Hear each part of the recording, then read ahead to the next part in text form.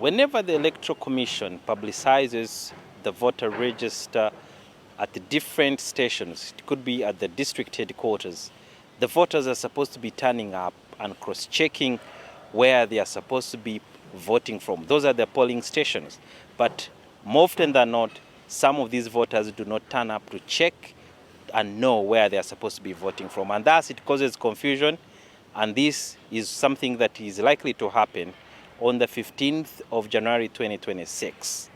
And therefore, a group of software engineers came up with a software called Fanon, meant to solve the problem without using any much data. You type in the name and then you're given the details of where you're supposed to be voting from, and also the polling station, plus the Google Maps that can direct you to where you're supposed to be going. This software was open to the public about 2 weeks ago, and NTV had an interview with one of the founders.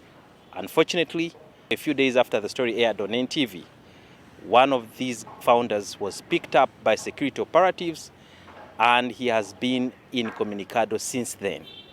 According to our sources, the family was informed on who exactly or which security agency is holding him up. However, they did not want to disclose so much because they fear reprisal in case they give out any information. And therefore, we have also been informed that the victim does not want his names publicized, fearing that this could interfere with his other businesses that he does. This software was basically a tool that was going to help the voters, those who do not have like NINs, because you don't require one to access the data that you need to know about where you're supposed to be voting from. And it also had more details in terms of those other people who would want to know the analytics about the voting since 1996 elections up to 2021 elections. During the interview, I asked one of the co-founders that what was the source of their data and who funded them. And this is what he had to say. The voters register is displayed at the different polling stations across the country so that people can cross-check those who want to transfer or those who want to correct their voter information. So during this process, not just pertaining the 2026 election, but even previously, organizing this information is not a very demanding process that we needed funders. From ourselves, we were able to mobilize the needed resources for us to come up with this application. Recently, the Electoral Commission distanced itself from this very software called Fanon, saying they're not party, they did not provide any information that they are using to them.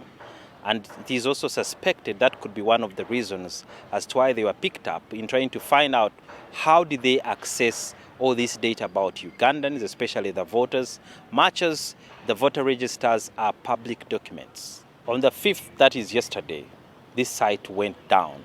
This is because the operators and the founders thought it wise to shut it down in order to calm down the situation. Civil society activist Sarah Birete, who was charged recently, is one of those people who gave credit to these teams of engineers who came up with this very software, saying it was a very important tool in this upcoming election. It's not clear when the Fanon founder will be released or set free. And it's also not clear why the government is worried about this very software that basically had information that they normally release out whenever Electoral Commission is updating their voter registers. Sudhir Byaruhanga, NTV, Kampala.